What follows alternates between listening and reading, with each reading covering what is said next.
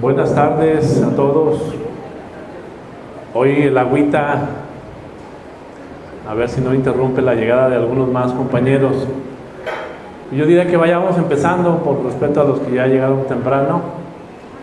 Vamos a iniciar como cada ocasión, poniéndonos de pie para hacer la oración del cristero, si la tienen ahí a la mano. En el nombre del Padre, y del Hijo, y del Espíritu Santo. Amén. Jesús misericordioso, mis pecados son más que las gotas de sangre que derramaste por mí. No merezco pertenecer al ejército que defiende los derechos de tu iglesia y que lucha por ti. Quisiera nunca haber pecado para que mi vida fuera una ofrenda agradable a tus ojos. Lávame de mis iniquidades. Límpiame de mis pecados, por tu muerte, por tu cruz, por tu Madre Santísima, perdóname. No he sabido hacer penitencia por mis pecados, por eso quiero recibir la muerte como un castigo merecido por ellos. Ya no quiero vivir, ni morir, ni luchar, sino solo por tu Santa Iglesia y por ti. Virgen Santísima de Guadalupe, acompaña en su agonía a este pobre pecador, y haz que mi último grito en la tierra y mi primer cántico en el cielo sea: ¡Viva Cristo Rey! ¡Viva! El Padre, del Hijo y del Espíritu Santo. Amén. Siéntense. Como ya mencionó Roberto, ahorita nos va a acompañar. Salió una emergencia. Nos queda nada más esta sesión y la siguiente. Todo lo que inicia termina.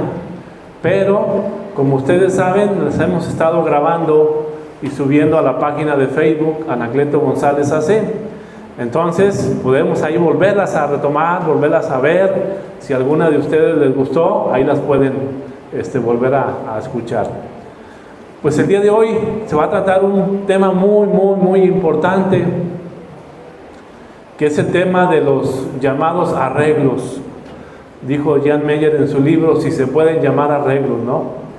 Entonces es el tema que dio de alguna manera fin, al menos formal, por así decirlo, a estos 3 años de la persecución religiosa del mes de agosto del 26 hasta junio de 1929, como lo van a escuchar. Algunos dicen que todavía continuó la segunda ola o la segunda cristiada hasta el 40, hasta el gobierno de Ávila Camacho, pero bueno, realmente lo fuerte, dice Jan Meyer, que en la segunda oleada eran alrededor de 10,000 o 5,000, algo así, cuando en la primera fueron 50,000 los cristeros que se levantaron, ¿verdad? Entonces, pues va a ser ese tema, y hoy nos acompaña pues el licenciado Ramón González. Ya lo saben, es el jefe de la Guardia Nacional Cristera, ya nos ha dado algunos temas, así que le cedemos el micrófono para que nos exponga este tema de los arreglos. Bien. Muchas gracias. Gracias. Bueno, pues este tema podemos hablar mucho o poquito como queramos. La verdad, yo en lo personal, el hablar de este tema como que no es a veces muy alentador. Lo personal, porque después de todo lo que hemos visto del movimiento, y digo no es muy alentador por cómo se dieron los arreglos, ¿verdad?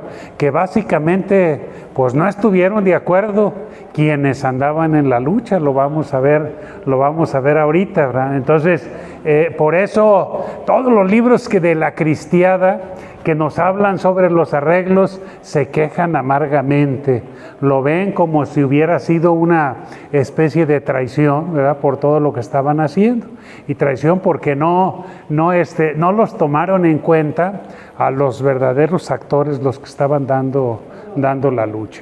Entonces, por eso les digo, hay mucho que hablar si nos ponemos a leer todo lo que dicen los diferentes autores que han escrito sobre esto. Pero la verdad es que todo se resume en lo mismo, ¿verdad? En un puntito básicamente muy tranquilo. Lo demás son opiniones de unos y de otros, ¿no? Yo traté aquí dentro del tema, vamos a comentar, hacer una especie como de recopilación de algo que ya hemos visto, para decir, ¿arreglos de qué? O sea, ¿de qué arreglos estamos hablando?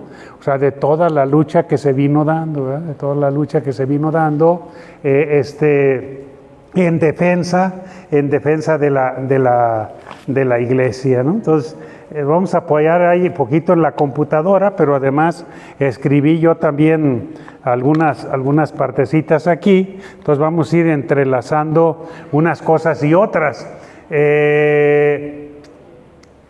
Yo normalmente no me gusta leer mucho, pero sin embargo en este tema, pues sí hay que leer algunos de los puntitos que vienen aquí, ¿no?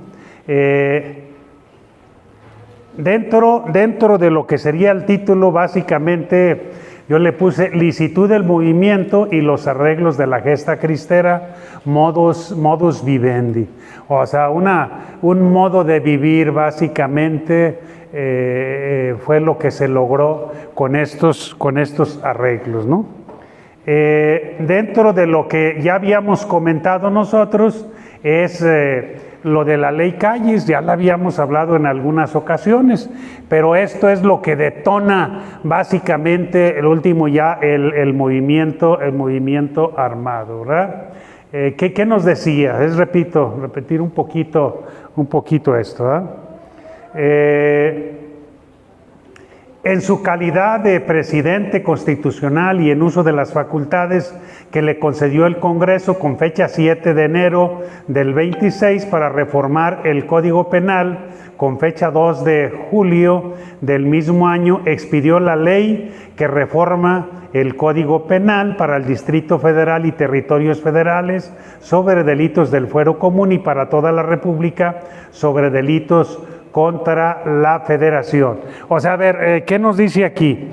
¿Por qué lo que hizo Calles hablaba de reformas? Era el Código Penal que se aplicaba en lo que era el Distrito Federal. Hoy en día, los que tenemos un poquito más de años, todavía escuchamos el DF, ¿verdad? Hoy ya no hablamos de DF. Hoy ya se reformó la ley, hoy ya se habla de Ciudad de México, ya es como otro estado. Pero en aquel entonces el DF era territorio en el que gobernaba también el presidente de México. O sea, ahí no elegían ni gobernador, no elegían ni presidentes municipales, o sea, era un territorio de él. El ganar la presidencia se convertía en jefe del Distrito Federal. Él nombraba un representante que en aquel entonces le llamaban el regente de la ciudad, pero lo nombraba el presidente. Y además había otros territorios en el país. O sea, los que tenemos también, repito, un poquito más de años, a lo mejor nos acordamos del territorio de Baja California, ¿verdad? O sea, los últimos, había territorios en los que no eran reconocidos como estados, como el de Baja California.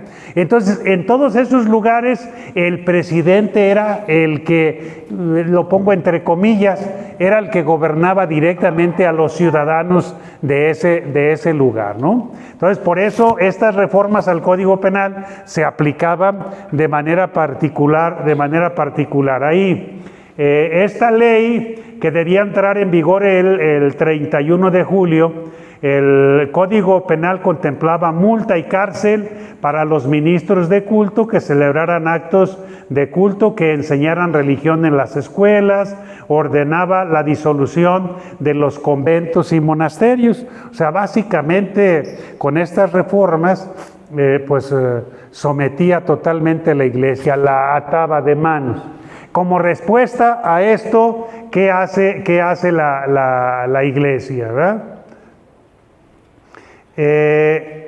Suspende el culto, ¿no? O sea, decíamos acá, se fijan aquí, cuando entraba en vigor, el 31 de julio entraban en vigor estas reformas y los obispos mexicanos suspenden el culto precisamente, allá al final de este parrafito, lo pueden ver ustedes desde allá, nomás que si les tapo o no les tapo. El 31 de julio también suspenden el culto. O sea, el mismo día que entraba la ley esta, las reformas, la iglesia dice, vamos a suspender el culto, así no podemos trabajar, ¿verdad?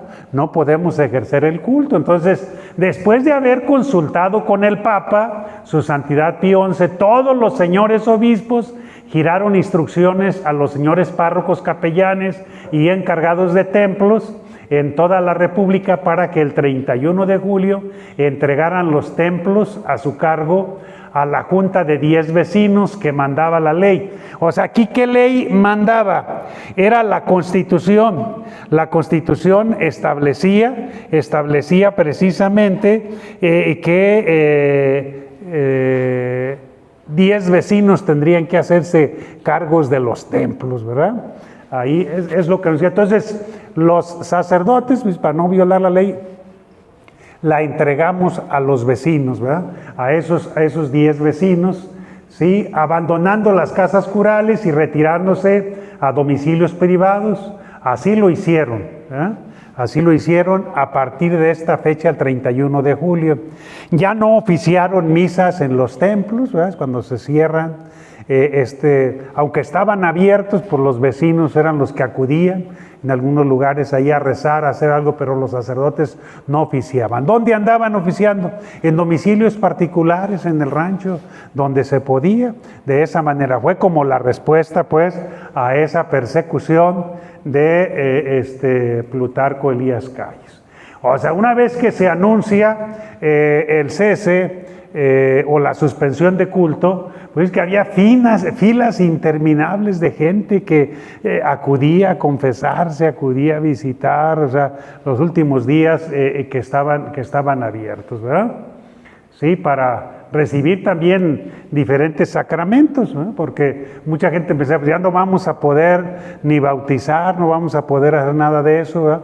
Más sin embargo, ya sabemos que los sacerdotes siguieron haciéndolo, pero en domicilios particulares, ¿verdad? Habiendo agotados todos los recursos pacíficos, ya que todas las gestiones que se hicieron al presidente y al Congreso fueron ignoradas. El gobierno orilló al pueblo a levantarse en armas al no aceptar la petición de los católicos. O sea, se trató de agotar todos los recursos por la vía pacífica, ¿verdad? Todos los recursos que podían utilizar, ¿verdad? Y sin embargo, Calles les dijo en una de las entrevistas que tuvo con los señores obispos: solo tienen ustedes dos caminos, acudir al Congreso o tomar las armas. O sea, el mismo Calles les dijo, o sea, tienen dos caminos, ir al Congreso o tomar las armas. Ir al Congreso, ya habían ido.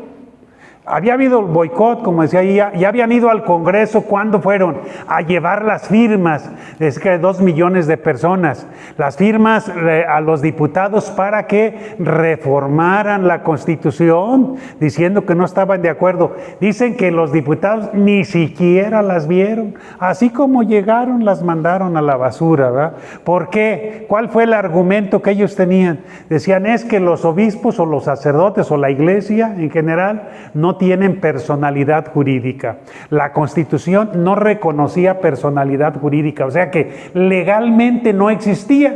Entonces llevó las firmas a alguien que no tenía personalidad jurídica, ¿no? Entonces, pues ni en cuenta las tomaron. Si particulares aparecían ahí que las llevaban, pues no se respetaba el derecho de petición, que sí se contemplaba en la Constitución, pero no se contemplaba tal derecho. Entonces aquí es donde el gobierno básicamente cerró la puerta del Congreso. ¿Qué quedaba pues? Solamente las armas. Y el levantarse en armas en ese tiempo a lo mejor se veía un poquito natural, lo pongo entre comillas. ¿Por qué se veía natural? Veníamos de la Revolución Mexicana, ¿verdad? La revolución que inició en 1910 y concluyó oficialmente en el 17, con la Constitución del 17. Fueron todos esos años de revolución, y aquí estamos hablando del 16. Todavía estaba el ambiente calientito, todavía todavía la gente estaba acostumbrada a que a balazos se arreglaban las cosas, a lo mejor como lo hicieron los revolucionarios. Entonces, eso de alguna manera se veía, lo pongo, repito, entre comillas también, con cierta naturalidad, ¿verdad? Sí, entonces, por eso deciden pues irse, tomar este camino, ¿eh? Bueno.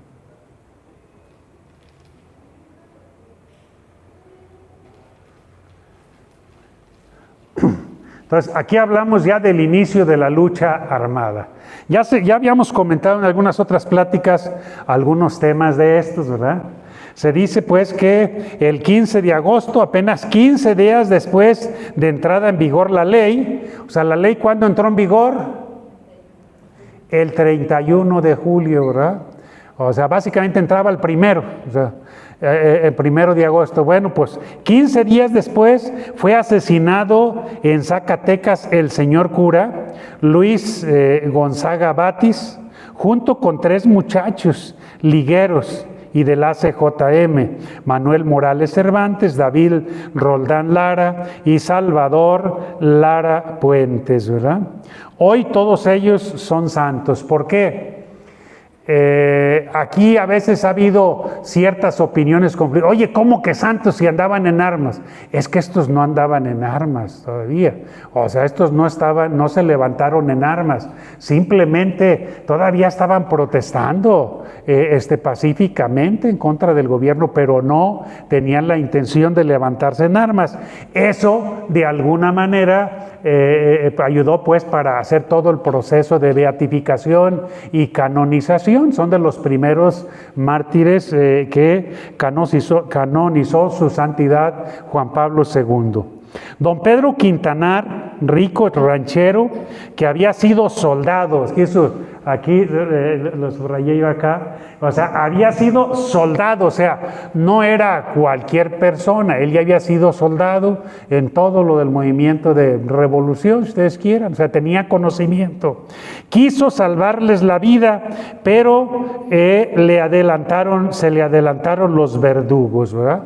O sea, los mataron antes de que él llegara a interceder por ellos. Él tenía toda la intención. Y juró vengarse.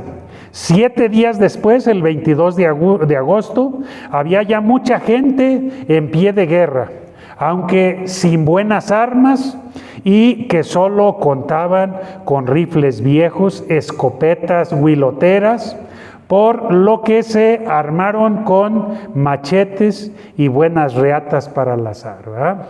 O sea, aquí el término ese también, de que se armaron con rifles viejos y escopetas huiloteras, pues los rifles eran los que habían utilizado muchos en la Revolución Mexicana. Las escopetas huiloteras, pues esas ya no se conocen ahorita, ¿verdad? Pero algunos todavía las usamos, ¿verdad? Eran de esas escopetitas que huiloteras, así se llamaban. Se le ponía un puñito de pólvora y luego se le ponía algo para detener la pólvora, se baquetea, y luego un puñito de municiones y luego se le volvía a baquetear a la escopeta, y luego ya en la parte de atrás tenía le llamábamos cáusul, ¿verdad? Le poníamos ahí que diera el chispazo para que disparara. Entonces eran de esas de espérame tantito, ¿no?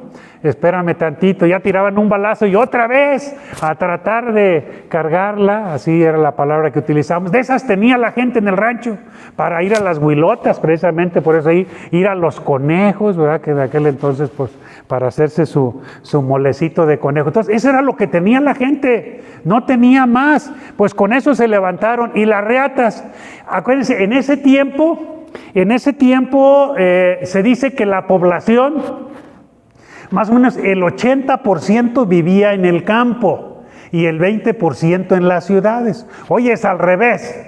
El 80% vive en las ciudades y ya ni el 20% en el campo, pero ya se cambió. Pero aquel entonces eran campesinos todo mundo, entonces se dedicaban al ganado. Todo mundo era buenos charros, sabían lazar muy bien, entonces tenían su soga. Dice, pues con esto con esto vamos a irnos a la guerra, es lo que tenemos, ¿verdad? Y vamos a lanzar, ¿verdad? Vamos a lanzarnos, ¿verdad? Bien.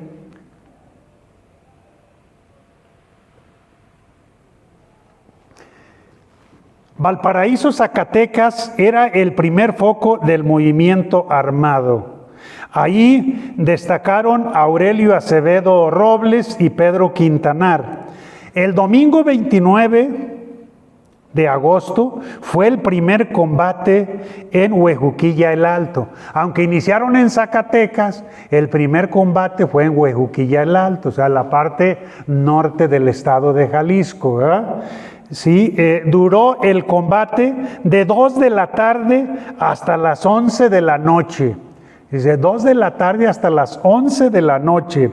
Los improvisados soldados de Cristo Rey eran 18. Eran solamente 18, se enfrentaron contra el gobierno y triunfaron. No perdieron a ninguno. O sea, no murió ninguno de los cristeros de los 18 que tenían. Lograron hacer 26 bajas y 5 prisioneros, entre ellos un teniente y un capitán. En los siguientes años, del 28, 27, 28 y 29, fueron incontables los levantamientos que surgieron, por lo menos en 18 entidades. Había presencia de cristeros en por lo menos 18 estados de la República, ¿verdad? Sí, en 1929 se calculaba que en pie de guerra unos 50,000 personas. Allá tenían el ejército cristero unos 50,000 soldados para 1929. Esos son los datos que tenemos. O sea, fueron creciendo y creciendo. Y como decíamos, o sea, sin armas. Aquí en este primer combate, fíjense lo que duró de 2 de la tarde hasta las 11 de la noche. O sea, algunos sí que estaban en la esquina, los cristeros con su soga, eran buenos para los piales, estaban con su soga, ahí donde iban pasando algún federal, pues le lanzaban la soga y lo tumbaban del caballo, o hasta tumbaban el caballo si le lograban colocar alguna mangana, lo tumbaban y corrían y le quitaban su rifle al soldado. De esa manera se surtieron de armas en este primer combate. Era toda una hazaña, ¿verdad? Bueno, ya inicia el movimiento.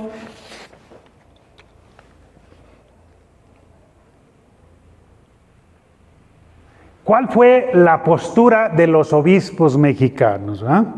¿Cuál fue la postura? Como en cualquier movimiento, como en cualquier organización, siempre hay gente a favor y en contra.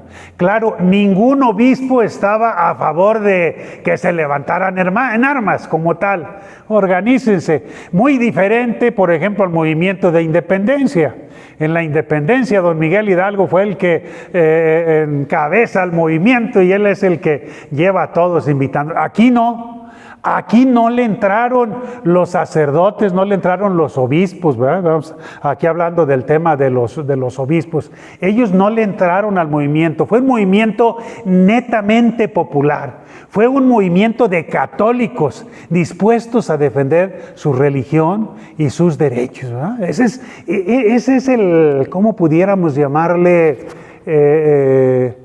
Lo que le da vida a este movimiento, lo que le hace diferente a cualquier otra lucha que se ha dado en cualquier parte del mundo. O sea, que fueron ellos solos y solamente luchando por defender su religión, luchando por defender sus derechos, ¿verdad?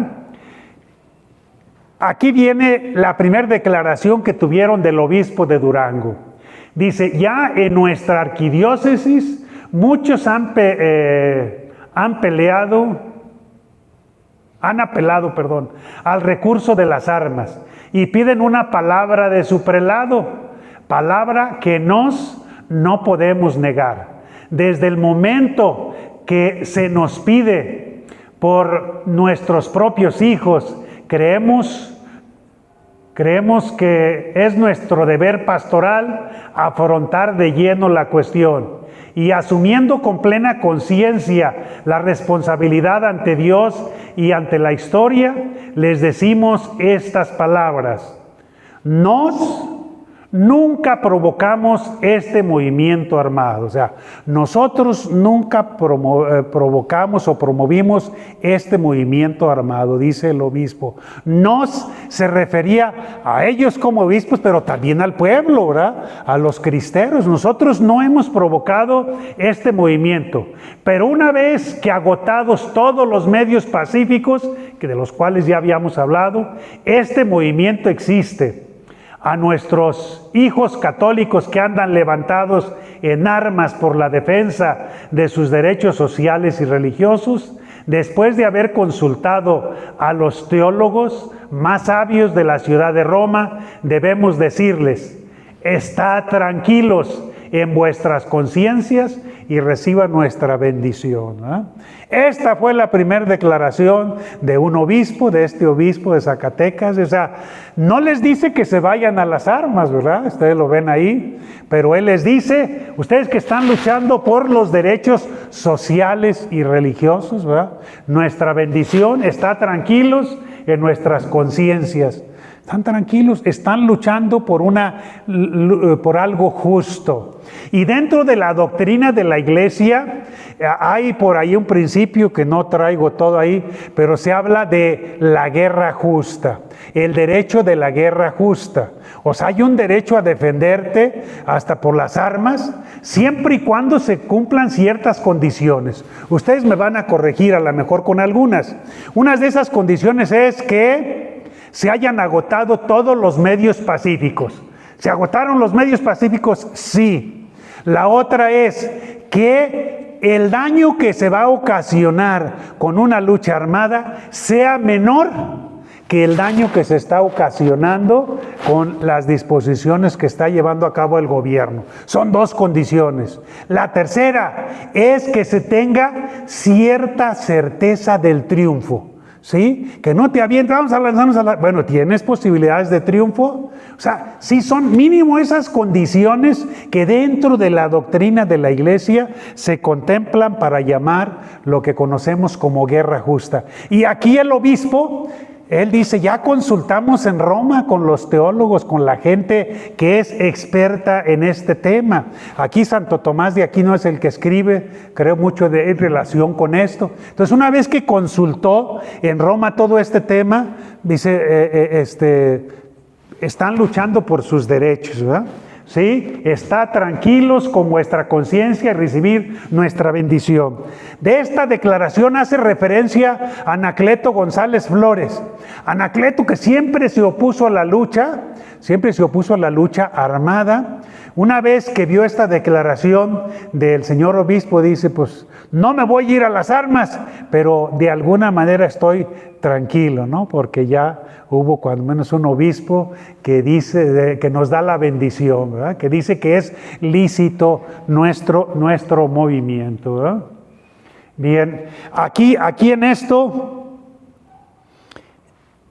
por estas expresiones les autoriza y bendice su levantamiento armado. O sea, así se entiende con las expresiones del señor obispo, esas que acabo de leer, se entiende pues como que autoriza y bendice el movimiento, ¿eh? Bueno, una vez que ya está el movimiento,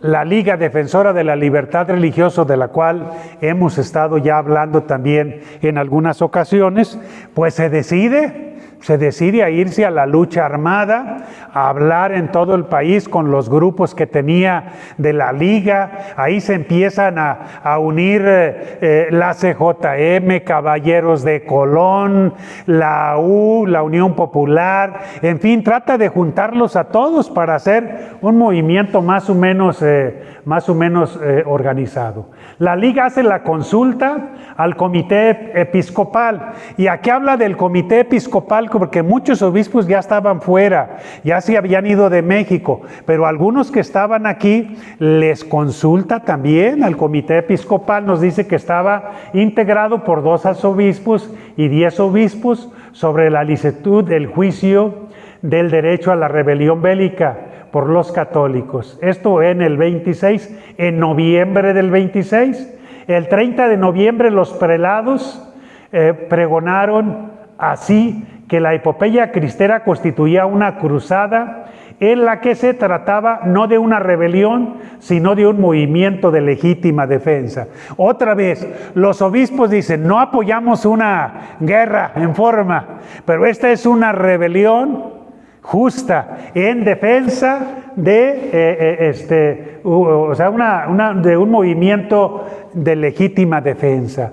O sea, eso es lo que dicen los obispos, de alguna manera parecido a lo que ya les había dicho el obispo de Zacatecas, ¿verdad? Muy bien. Bueno, esta foto es típica, viene desde el principio, ¿eh?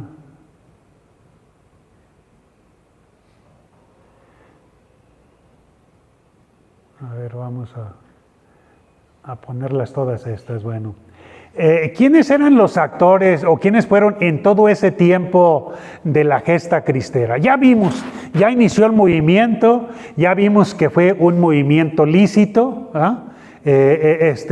¿Quiénes eran los actores?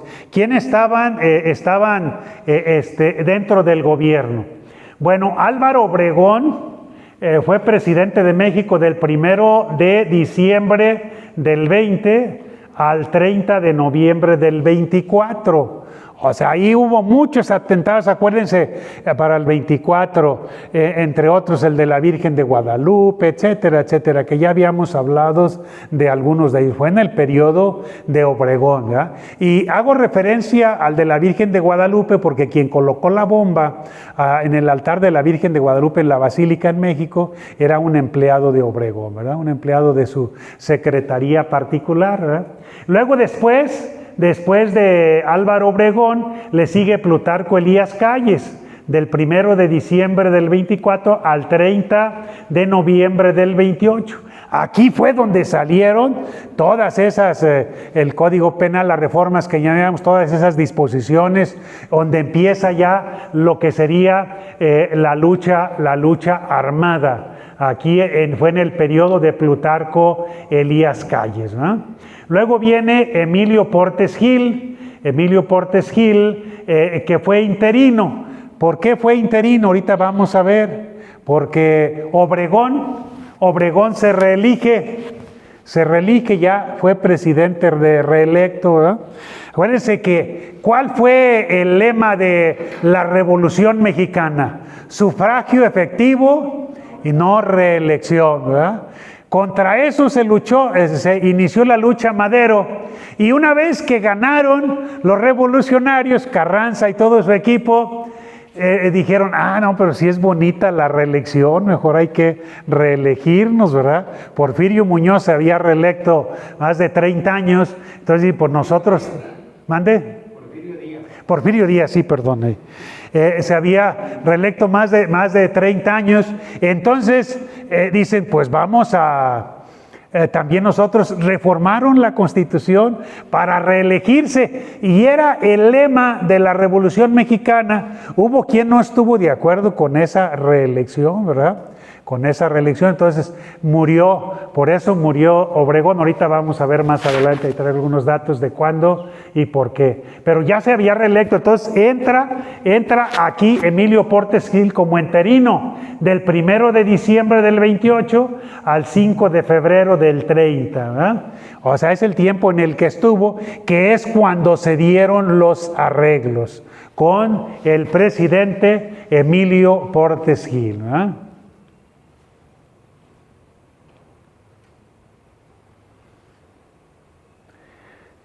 Cambiamos un poquito, o sea, estos eran del gobierno, ¿verdad? Pero dentro de lo que era la jerarquía eclesiástica, vean también el caos que había. El caos porque el gobierno no dejaba que se consolidaran, ¿verdad? Sí, miren, ¿qué delegados apostólicos había? Monseñor Ernesto Filippi llega a México el 2 de diciembre del 22. fue expulsado de México por haber colocado la primera piedra del monumento a Cristo Rey en el Cerro del Cubilete, en el estado de Guanajuato. Salió de México el 18 de enero del 23, o sea, lo expulsaron por haber colocado la primera piedra. Ya habíamos hablado un poquito de esto. Vean cuánto duró, del 2 de diciembre al 18 de enero. Ese fue el tiempo que lo dejaron nada más al delegado apostólico. Pero, ¿y luego quién le siguió? El 7 de abril del 25, fíjense, hasta el 25 llegó a México Serafín Antonio Cimino, así se pronuncia. El 15 de mayo tuvo que viajar a los Estados Unidos por motivos de salud y cuando quiso regresar se le negó la entrada. ¿Cuánto duró también en México este delegado apostólico? Vean, del 7 de abril del 25 al 15 de mayo. Que tuvo que viajar a México por cuestiones de salud, pero ya no lo dejaron regresar, ¿verdad? Entonces, no había delegado propiamente aquí en el territorio mexicano. ¿Quién le siguió? Monseñor Jorge José Caruana, que logró entrar a México a principios del 26, ¿sí? Y el 16 de este mismo mes empezó a despachar. De marzo del 26 entró, ¿verdad? Y el 16 de este mes empezó a despachar los negocios oficiales, pero no estuvo en México sino mes y medio, pues el 16 de mayo salió expulsado, fíjense. Del 16 de marzo propiamente al 16 de mayo lo expulsan también, ¿verdad? Fijó su residencia en La Habana y desde ahí se comunicaba con los obispos, cumpliendo así su función. Vean, todo a control remoto, no dejaban que estuvieran aquí los delegados apostólicos. Vean la persecución del gobierno de México.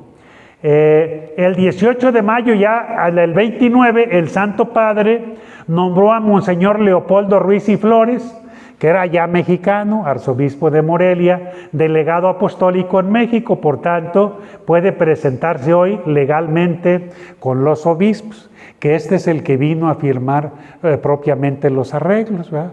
Ya como delegado apostólico, ya el Papa lo había nombrado. Pero vean, desde cuándo estuvo ahí, cómo estuvieron trabajando los delegados apostólicos. Porque se hablaba de delegados apostólicos, ¿por qué? Porque el gobierno no los reconocía como representantes del Vaticano. O sea, siempre se hablaba de delegados apostólicos. Creo que el último que estuvo aquí fue en el tiempo de Salinas, Jerónimo Prigioni, que fue el que trabajó para las reformas que se hicieron ya en la época de Salinas. Esos eran los delegados. Hoy ya con el reconocimiento de la Iglesia como Estado, pues del Vaticano como Estado, porque el Papa lo reconoce no tanto como jefe de la Iglesia, sino como jefe del Vaticano. Entonces nombra un representante aquí. Ahora ya no es como era aquí, delegados apostólicos. Hoy, ¿cómo se les llama a los representantes del Papa?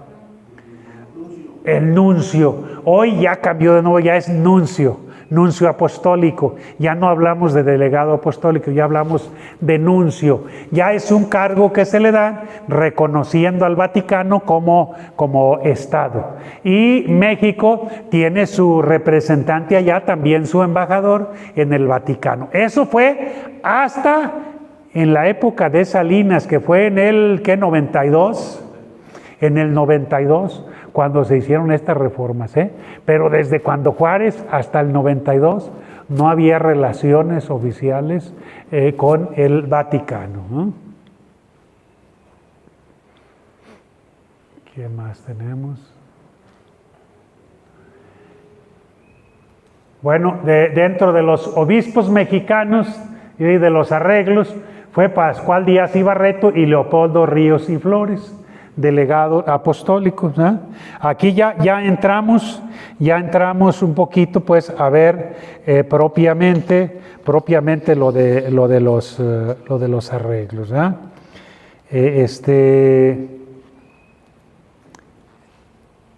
Para hablar dentro de los arreglos, sí voy a leerles algunas partecitas de algunos textos que traigo aquí.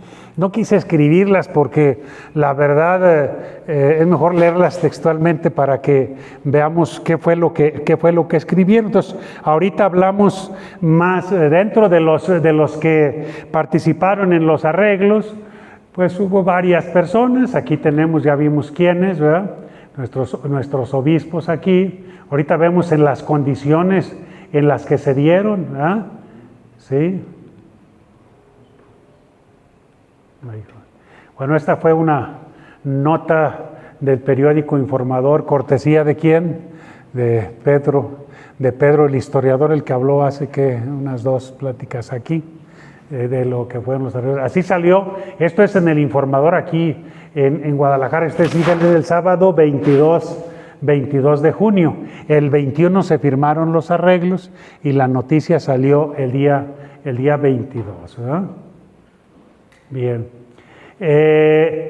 Dentro de los diplomáticos hubo algunos que participaron, pero el actor principal fue el embajador de México aquí en Estados Unidos, Monroe, ¿verdad? Monroe, que no le escribimos bueno, aquí está el nombre, sí, este es. Ahorita hablamos un poquito más de Monroe, ¿verdad? ¿Quién fue? ¿Dónde? La Liga, a mediados de 1927, los jefes del comité directivo de la Liga juzgaron conveniente poner al frente del movimiento armado a un militar competente contratado, el general Enrique Gorostieta Velarde, quien duró en el cargo que desempeñó hasta que pereció en una emboscada el 2 de junio del 29.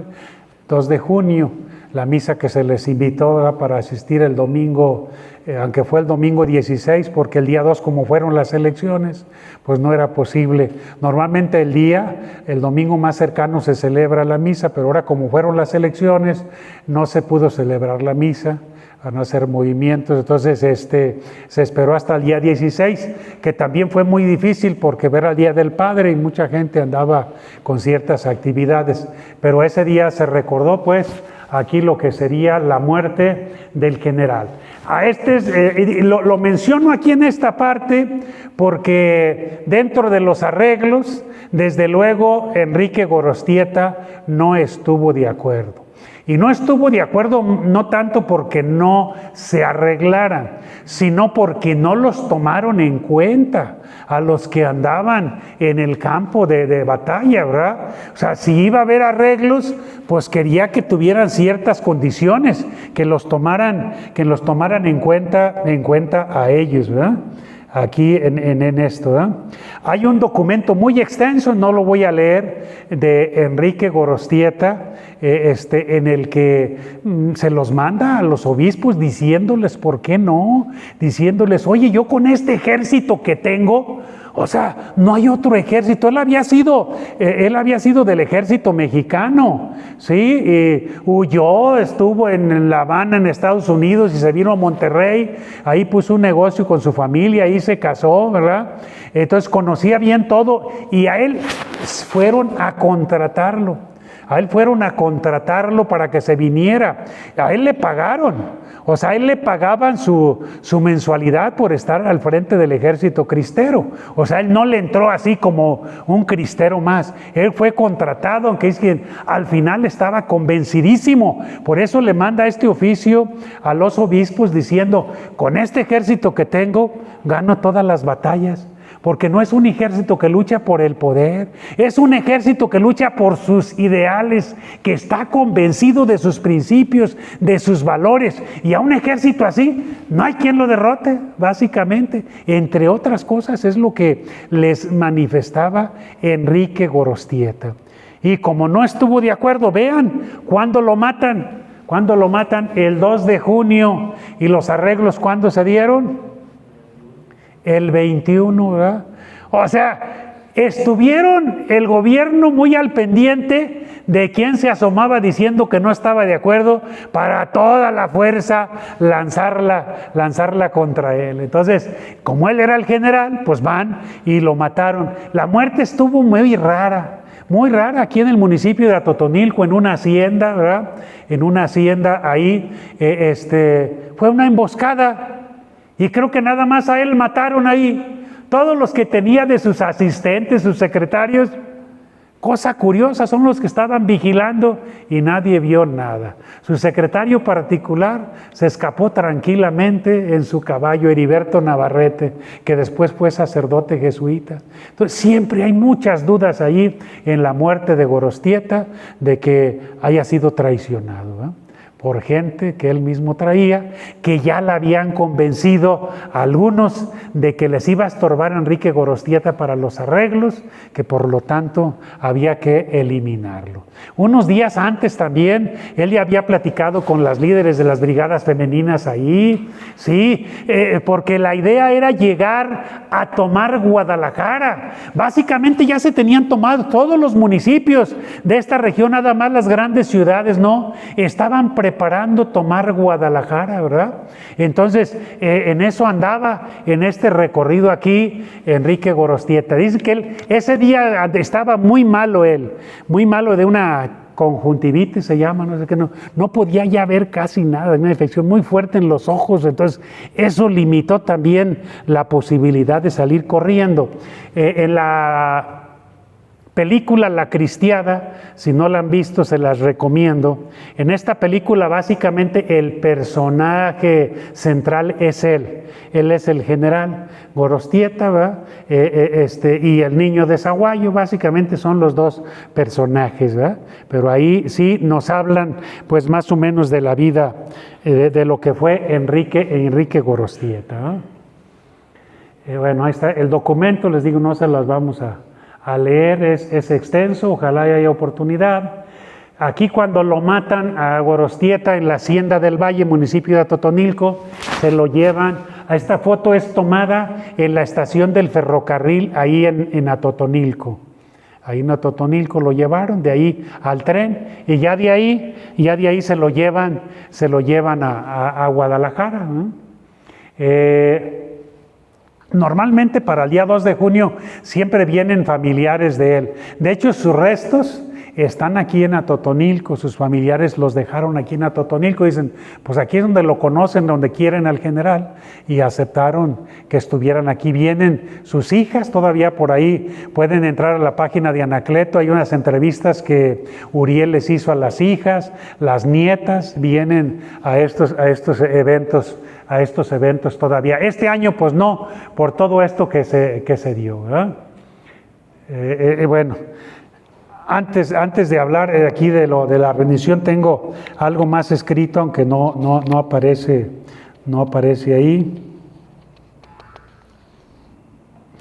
El conflicto religioso se complicó más para el gobierno cuando en marzo de 1929 los generales revolucionarios Manso y Escobar, había que ver bien los nombres quiénes son, eran generales revolucionarios, generales del gobierno, Manso y Escobar, se rebelan por cuestiones políticas contra el gobierno de Emilio Portes Gil.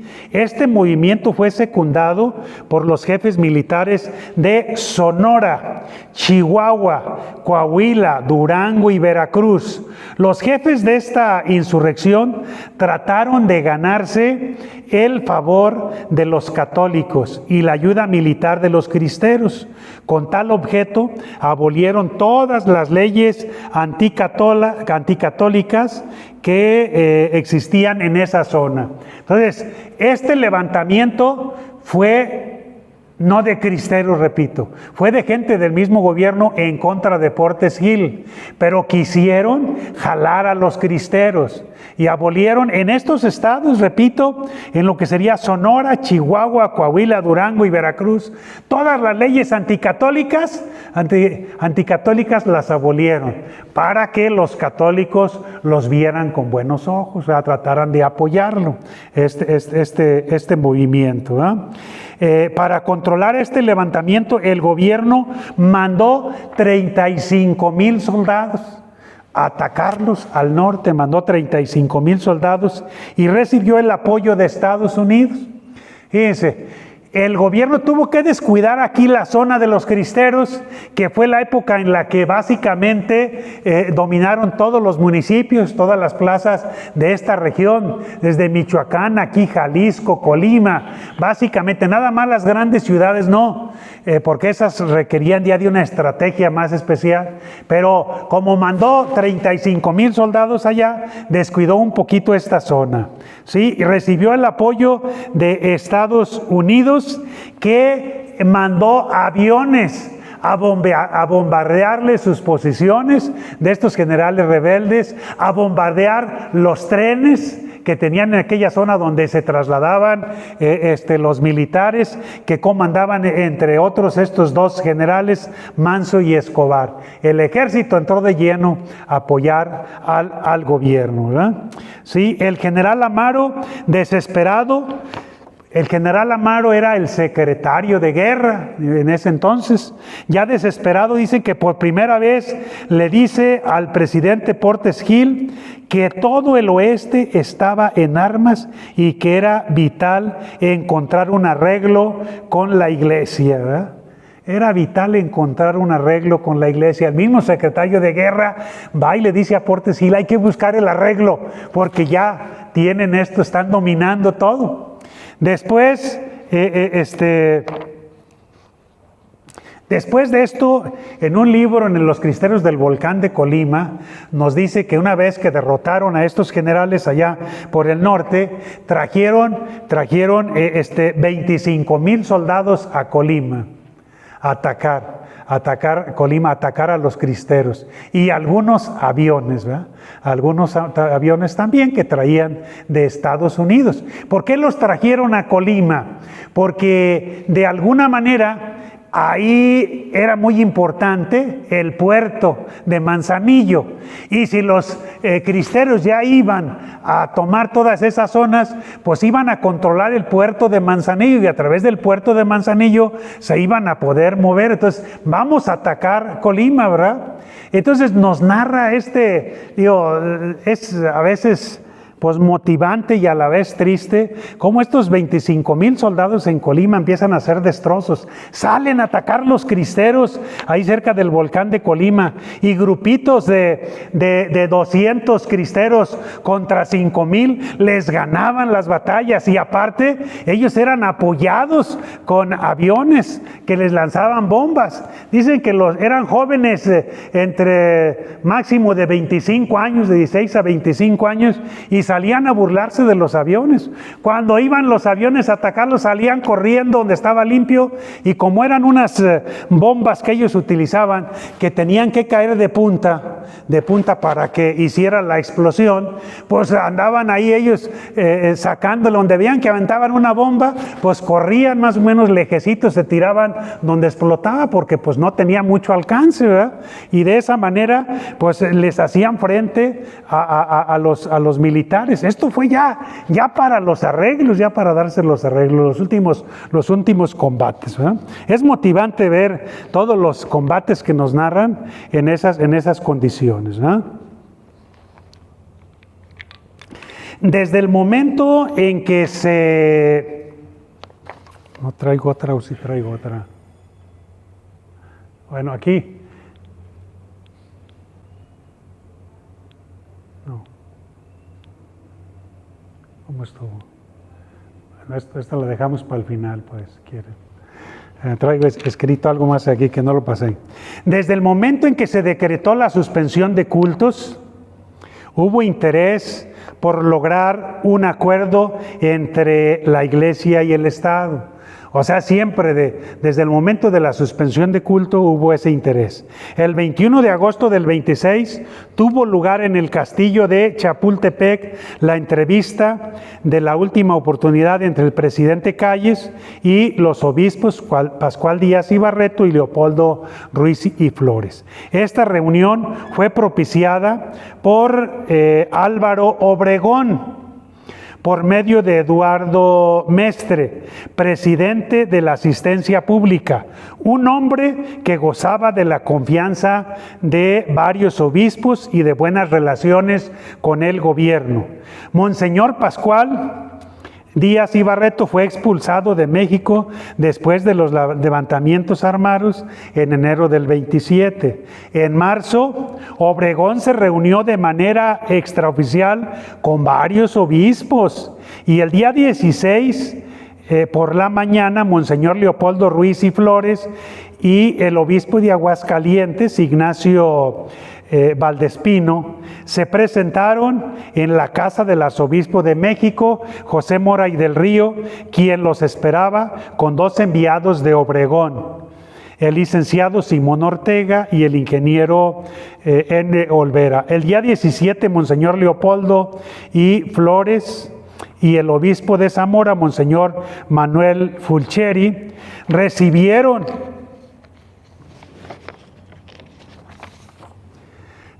visita del padre Macario Román, amigo del general Obregón, desde que lo había escondido en el momento peligroso de su conflicto con Venustiano Carranza. O sea, siempre hubo interés del gobierno de entrevistarse con algunos obispos, ¿verdad?, para buscar los arreglos.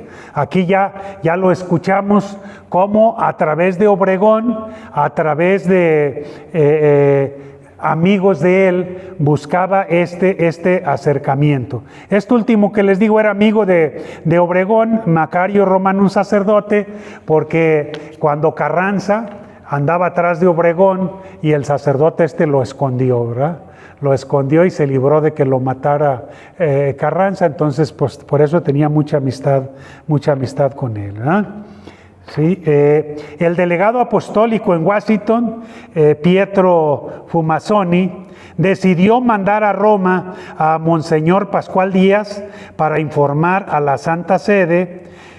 El obispo tuvo 2 audiencias privadas con el Papa Pío XI los días 11 y 25 de abril del 27, que le sirvieron para ampliar información que el Papa había recibido 3 días antes, el 8 de abril, de Manuel de la Pesa, uno de los dirigentes de la Liga. Dice, había interés del gobierno y de los obispos de buscar los arreglos, pero pues iban a Roma también a ver qué les decía el Papa. Y el delegado en el Washington, el delegado apostólico en Washington decide de mandar a un obispo mexicano a Roma para que le informara. ¿Por qué? Porque los de la Liga ya habían ido también a platicar con el Papa, a decirle cómo estaba el movimiento, qué es lo que estaban haciendo. Entonces hay muchísima información de que unos iban, otros venían, mandaban oficios, unos mandaban otros, pero aquí vemos cómo desde Estados Unidos ya el delegado apostólico tiene ese interés, ¿verdad? Hay otros hechos aquí también que voy a leer. Después del ataque cristero contra el tren el 19 de abril cerca de La Barca, Jalisco, Calles ordena la expulsión del país de todos los obispos que pudieran encontrar. Había algunos obispos, o sea, si ustedes quieren, escondidos, pero con la complacencia de alguna manera del gobierno para tratar de tener relaciones con ellos. Pero en cuanto asaltan el tren, en el que les bajan el dinero que traían ahí, el oro que traían, la orden fue: expulsen a todos los obispos del país, ¿verdad? Ni uno se quede aquí. ¿Quiénes se quedaron? pues no sé cuántos, pero entre ellos Orozco y Jiménez, él sí se quedó aquí, escondido, ya nos decía Paco Gallegos aquí en la barranca del Río Verde. El de Colima siempre estuvo también escondido aquí, en uno de los municipios, ¿verdad? No sé cuáles otros, pero estos dos aquí se quedaron. Pero Calles los expulsó a todos. Esto estamos hablando ya después del asalto al tren. El 21 salieron al destierro por distintos puntos, unos a Estados Unidos, otros a Cuba, otros a Europa, ¿verdad? Pero siempre, o sea, lejos de su grey. Obregón vuelve a intervenir con su amigo, el obispo norteamericano Tomás Molloy, no sé cómo se pronuncie. El 12 de mayo, Molloy informó al delegado apostólico de Estados Unidos del deseo de su amigo mexicano de discutir el asunto con él. O sea, Obregón otra vez acude a Estados Unidos para platicar con el delegado. Las negociaciones habían fracasado y la persecución se agravó por los primeros éxitos de los cristeros. Para colmo, el 13 de noviembre hubo un atentado fallido contra Obregón que tuvo como consecuencia el fusilamiento sin juicio. Intentaron matar a Obregón, pero les falló, ¿verdad? Les falló, entonces fusilaron sin juicio el 23 de noviembre a Luis Vilchis, Juan Tirado, que eran los actores materiales, los que dicen que iban en el carrito que le lanzaron unas bombas ahí caseras y no le hicieron nada a Obregón, ¿verdad? Y de Humberto Pro y su hermano, el padre Miguel Agustín Pro, que no estaban involucrados en el atentado. El general Obregón caería asesinado el 17 de julio del 28 por José León Toral, militante católico, amigo íntimo de los Pro. Entonces, el 23 de noviembre fue el atentado. El 13 de noviembre fue el atentado fallido, el día 23 fue el fusilamiento de estas personas, entre otros del padre Pro. Calles pidió que este fusilamiento fuera, ahora sí que público, les dio acceso a los reporteros para que fueran a tomar fotos del momento en el que los fusilaban. Él quería darlo así como testimonio para que vean, el que se levante, así le va a ir. Y esto fue muy contraproducente, la gente lo vio mal y se organizó con más ganas. Ahí mataron, repito, al padre Pro, a su hermano. Iban a matar a otro hermano, eran 3 hermanos, pero alcanzaron a rescatarlo. Con un amparo que llegó ahí, lo rescataron, pues ya no lo fusilaron, pero a los primeros pues sí los mataron sin juicio ni nada. Mátenlos, ¿verdad? Fusílenlos ahí. Aquí el padre Pro era uno de los sacerdotes que andaba en la Ciudad de México celebrando misas en los distintos domicilios. Les recomiendo también, hay una película muy buena, El Padre Pro, así se llama. Película muy buena donde vemos cómo andaba él trabajando en los distintos lugares. ¿Por qué los mataron al Padre Pro y a su hermano? Bueno, porque el carrito que traían en el atentado había sido de un hermano de ellos, había sido de uno de ellos. Entonces dicen, estos son los culpables, ¿verdad? Ahí también en ese acontecimiento apareció la madre Conchita, ¿o qué era? Conchita, que también se la llevaron a las Islas Marías, algo así. Hubo varias detenciones, que no me meto a detalle porque pues nos llevaría a lo mejor todo un tema mínimo para hablar de ese acontecimiento. Pero ahí no murió Obregón, él murió hasta el 17 de julio del 28 por José León Toral, militante católico, sí, amigo de los Pro. Él a lo mejor lo hizo como venganza porque mataron a sus amigos, al padre Pro y a su hermano. ¿Cómo estuvo la muerte de Obregón? Estaban celebrando ya su triunfo porque se reeligió Obregón.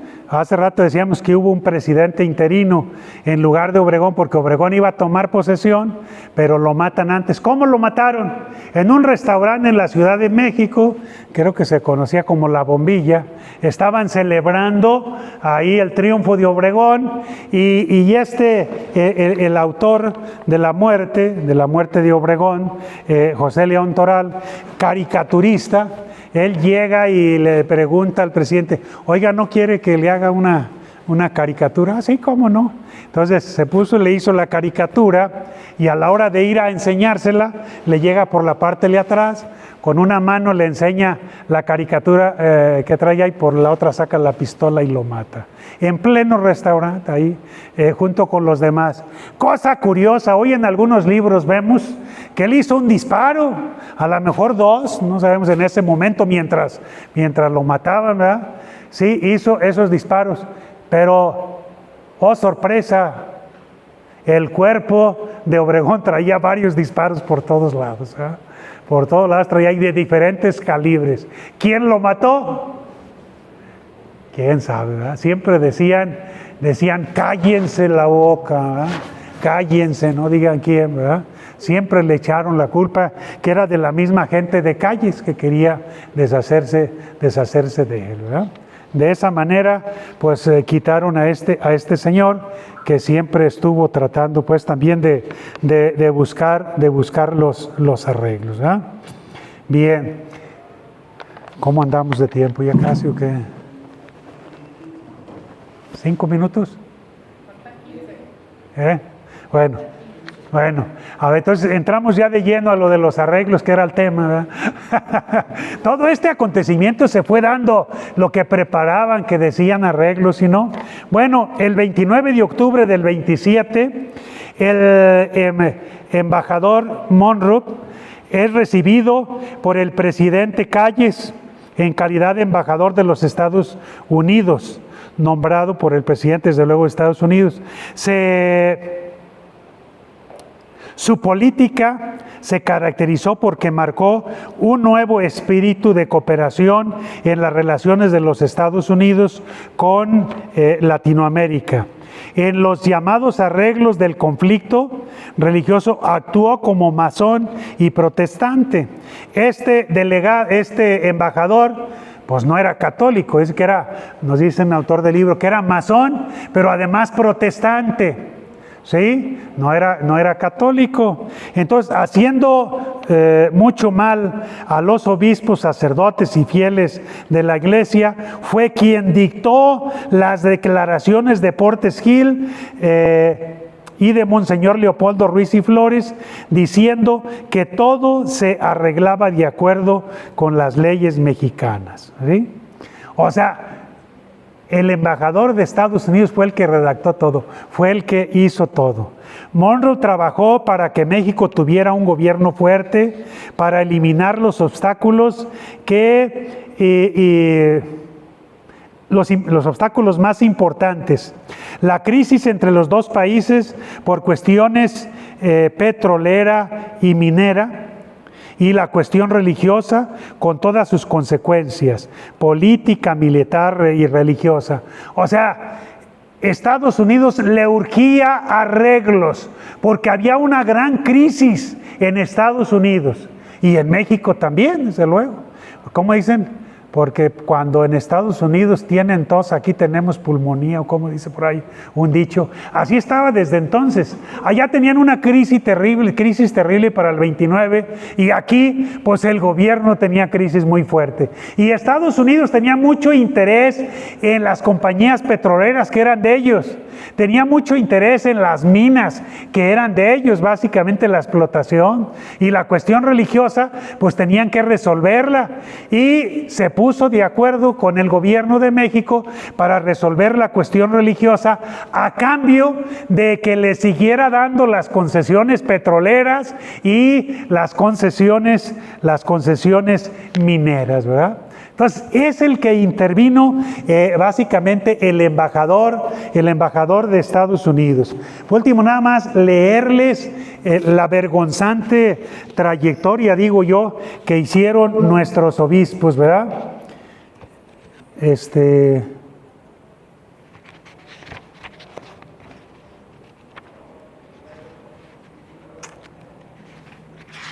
A ver si no se me hace bolas el engrudo, como dicen por ahí.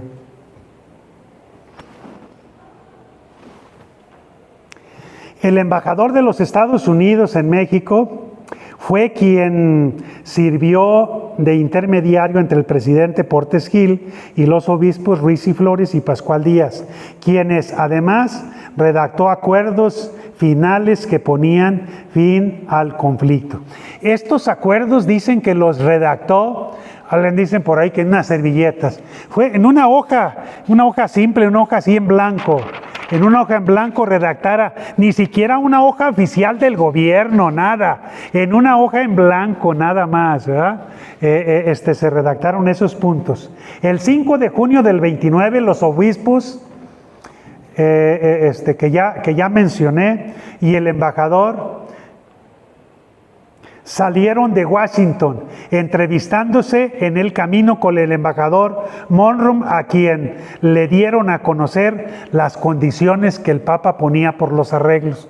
O sea, se los trajo de Estados Unidos. Se los trajo de Estados Unidos el embajador. Él ya había concertado la cita con el presidente de México. Entonces, él se los trajo. Pero ¿cómo se los trajo? Bueno, de Washington hasta aquí a la frontera, básicamente, los obispos pues venían en su tren, en su vagón, pero ahí él los cambia, sin más ni menos los cambia a su vagón, al vagón exclusivo del embajador que tenía para trasladarse de Estados Unidos aquí, los cambia y se los trajo de la frontera aquí a México, como quien dice, secuestrados. No les permitió hablar con nadie en todo ese trayecto. De hecho, aquí llegando a México, los bajó en una estación anterior a la estación que estaba ahí en el centro donde llegaba el tren, para que no fueran a tener contacto con nadie, con ninguna persona. Porque aquí había también obispos que estaban tratando de buscar los arreglos. Sí, ellos buscaban que se reformaran los artículos de la Constitución para poder tener los arreglos. Entonces, eso no le gustaba al embajador ni al gobierno de México. Por lo tanto, los trajo así, como quien dice, secuestraditos. Llegaron y los trasladó él en su carro especial a su residencia especial ahí en la Ciudad de México, sin darles oportunidad tampoco que ahí platicaran. El obispo que estaba en México, el arzobispo, quiso platicar con ellos, ¿sí? Sobre todo con el delegado apostólico, y el delegado no aceptó. ¿Por qué no aceptó? Algunos dicen que lo tenían amenazado, no lo dejaba. No aceptó para decirle cómo estaba la situación, ya que este obispo había estado fuera durante mucho tiempo, en Roma, en Estados Unidos y en otras partes, ¿verdad? Entonces quería decirle cómo estaban las condiciones en México y no lo permitió, ¿verdad? Entonces ellos le dicen al embajador que el Papa quería que se reconociera la personalidad moral de la Iglesia, su derecho a actuar con entera libertad, que el gobierno reconociera a la jerarquía eclesiástica, el derecho a poseer templos y edificios eclesiásticos, el derecho a enseñar religión. Eso le dijo el delegado apostólico al embajador. Entonces el embajador, con base en eso, redacta, y el presidente le manda hasta Roma, le manda todavía, a ver, estos son los puntos del acuerdo, y el Papa contesta de inmediato. Aquí vienen fechas y todo, no quiero entretenerme, pero valdría la pena que con calma las leyéramos. El Papa contesta, dice que los templos, conventos, seminarios y demás edificios de la Iglesia fueran devueltos, que la posesión de los bienes de la Iglesia fuera respetada, que se les concediera amnistía a los cristeros después de que hubieran entregado las armas. Eso es lo que le contesta al Papa, junto con lo que el obispo, el delegado apostólico, le había dicho. Más o menos en esos términos se redactaron. Pero si ustedes se fijan, no dice nada de reformar la Constitución. no dice nada, simplemente se firmaron así, ¿verdad? En cuanto a la amnistía de los cristeros, la dejó así, en veremos el presidente de México, los dejó como quien dicen, volando ahí, ¿verdad? Sí, de hecho, una vez que se firman los arreglos, bueno, una condición que pone el presidente es que, déjenles leo la 2525, ese es de otro libro, porque hay muchos que vean nada más.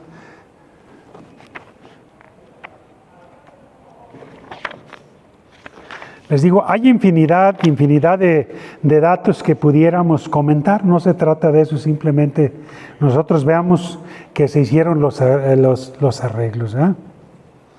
He tenido pláticas con el arzobispo Ruiz y Flores y el obispo Pascual Díaz.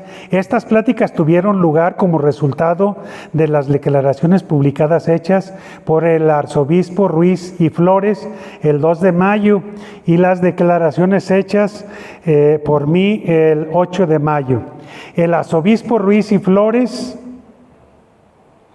y el obispo Díaz me manifestaron que los obispos mexicanos han creído que la Constitución y las leyes, especialmente las disposiciones que requieren registro de ministros y la que concede a los estados el derecho de terminar el número de sacerdotes, amenazan la identidad de la Iglesia, dando al Estado el control de sus oficios. Me aseguró el obispo, etcétera, etcétera.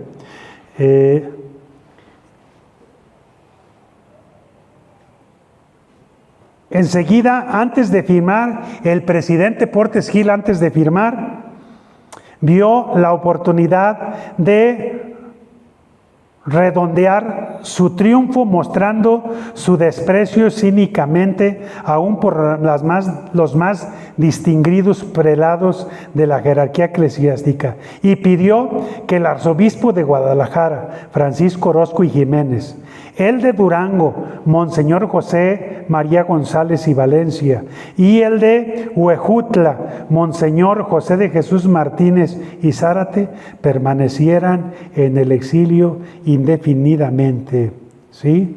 De mala fe y por mala información, que Monseñor Orozco y Jiménez estaba fuera del territorio nacional, etcétera, etcétera. O sea, antes de firmar les dice, sí se los firmo, pero ustedes se comprometen a que estos 3 obispos van a estar fuera del país, van a estar en el exilio por tiempo indefinido, ¿verdad? O sea, entre otras cosas, ¿qué se logró con los arreglos? Que se abriera otra vez. Nada por lo que se había iniciado la lucha. Se reabrió el culto, era lo que había antes del conflicto religioso. Se reformaron las leyes, ni una ley se tocó, no se reformó, no se aplicaron, igual que en tiempo de Porfirio Díaz. Las leyes ahí estaban, pero no se aplicaron con los famosos arreglos. Por eso todos los libros y los cristeros, híjole, amargamente se quejan de eso, que no se les tomó en cuenta. Sí, en cuanto a la entrega de armas, los que se les ofreció una cantidad de dinero si entregaban el arma y el caballo. ¿Qué armas entregaron los cristeros? Pues básicamente las que traían, que le habían quitado al ejército, se las entregaron. Y caballos, si tenían marcados en el ejército, pues se los entregaron también. Pero los cristeros quedaron en la miseria, sin nada, ¿ah? Tuvieron que esconderse porque después de esto mataron a muchos más jefes cristeros después de los arreglos. Sí dejaron en libertad a los que estaban presos. Sí trajeron de las Islas Marías a gente que tenían presa allá también por causa del movimiento cristero. Pero fuera de eso, la cuestión legal no se tocó. Se dice que fueron muy ilegales los acuerdos. ¿Por qué se dice que fueron ilegales los acuerdos? Porque el gobierno mexicano no reconocía la personalidad jurídica de la Iglesia, por un lado, ¿no? Desde la Constitución no era reconocida la legalidad, pues, de la Iglesia. Entonces, por lo tanto, estaban firmando a alguien que no tenía personalidad jurídica, y el presidente lo hizo casi de manera personal, ni siquiera como presidente de México, ¿no? Entonces, los obispos a partir de ahí ordenaron a su gente que estaba prohibido cualquier levantamiento, que estaba prohibido que hablaran de la gesta cristera.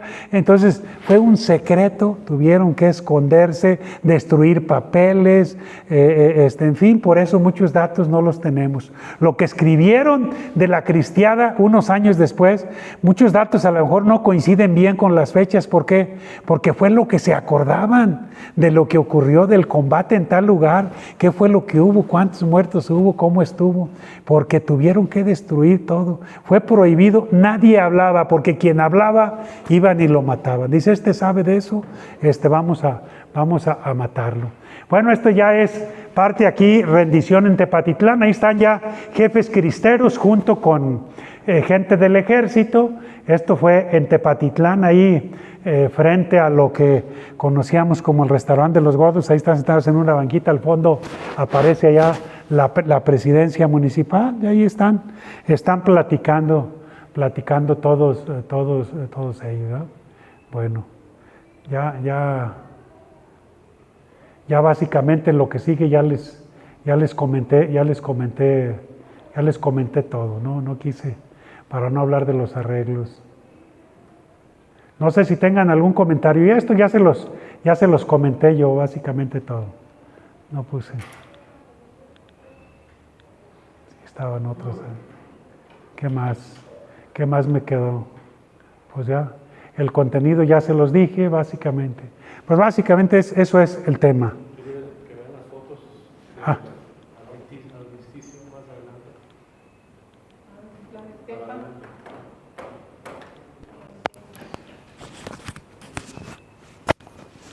Para adelante. Eso. Va para atrás. ¿La de Tepa dicen? ¿Dónde está? No, va para atrás, ahí va para atrás. ¿Ya me fui más allá? Ahí va para atrás. No, ahí está ese. No, si yo le pongo la última. ¿Querías otras? Las últimas. Bueno, no, pues le doy pues. Ahí va. El último se los comenté para no leerlos porque el tiempo nos come. ¿Ah?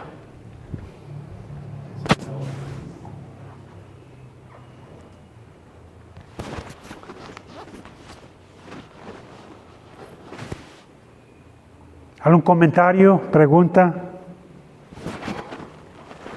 Si no, con esto pues termino yo muy correteado, pero espero que se haya entendido qué fue todo el movimiento y en qué vino a terminar de los arreglos.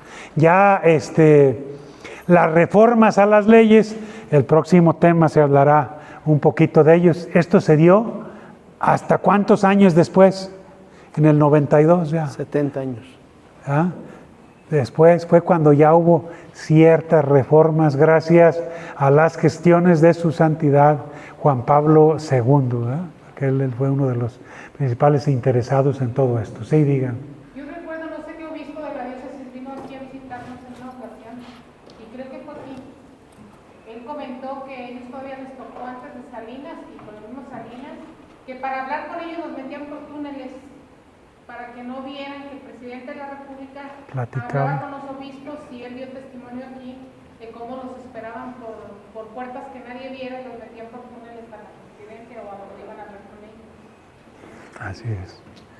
Muy bien, pues muchas gracias. Muchas gracias. Pues agradecemos con un fuerte aplauso.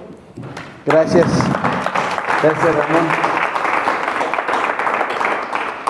Yo sé que algunos ya traen la prisa de irse, pero nada más 2 comentarios. La próxima semana es el último tema, la segunda cristiada, los arreglos, cómo quedó la Constitución después del 92. ¿Se derogó la ley Calles o todavía está en vigor? Ah, ¿verdad? Bueno, la próxima semana vamos a ver si todavía está en vigor, nomás que no se aplica, o si se derogó, o le cambiaron o no le cambiaron, ¿sale? Y otra cosa, nos comentan acá en la administración de la casa que muchos de ustedes no se anotaron, ni se registraron, ni hicieron el pago correspondiente. Un favorzote, dentro de 15 días se hace la clausura y se entregan los reconocimientos, pero esos no los podemos entregar nosotros, los van a entregar ellos de las personas que se registraron y que hicieron el pago correspondiente. Entonces, si alguno de ustedes no se había registrado o no ha hecho lo del pago, por favor, revíselo para que le puedan entregar su constancia del curso de la cristiada, ¿sí? Muy bien. Pues agradecerles a todos su tiempo, su permanencia. Como saben, hay muchísimas cosas todavía que están en el aire que no se han indagado profundamente. Nomás para que se den una idea de lo que comentó Ramón. Del calibre de la pistola que utilizó José de León Toral para el tema del asesinato de Obregón, nada más había una perforación por medio del arma que él usó. Nada más que había más de 20 tiros de diferentes armas que le perforaron el cuerpo a Obregón. Por si hubiera duda de que viviera. ¿No? Entonces es José de León Toral. Algunos le decían que era del ACJM, otros dijeron que no, en los registros nunca apareció. Bueno, había una serie de cosas porque Obregón hasta cierto punto se involucró más de la cuenta tratando de arreglar las cosas porque él quería su segundo mandato. Y entonces a quienes les interesaba que esto siguiera, pues no les interesaba que él estuviera, ¿no? Bueno, y todavía hay otra parte por ahí vedada. Todos los amigos de José Vasconcelos y los que le ayudaron en su campaña, ¿qué pasó con ellos? Todos los que venían del Partido Católico, que hicieron un ala con José Vasconcelos para apoyarlo en el tema de su candidatura, cuando perdió con Pascual Ortiz Rubio. Bueno, interesante, porque de ahí surge el Partido Acción Nacional 2, 3 décadas después, y bueno, muchas cosas interesantes. Bueno, nos vemos pues la próxima semana con la ayuda de Dios. Muchas gracias a todos por su tiempo. Gracias, licenciado Ramón, por este tema. Dios los bendiga. Buenas noches.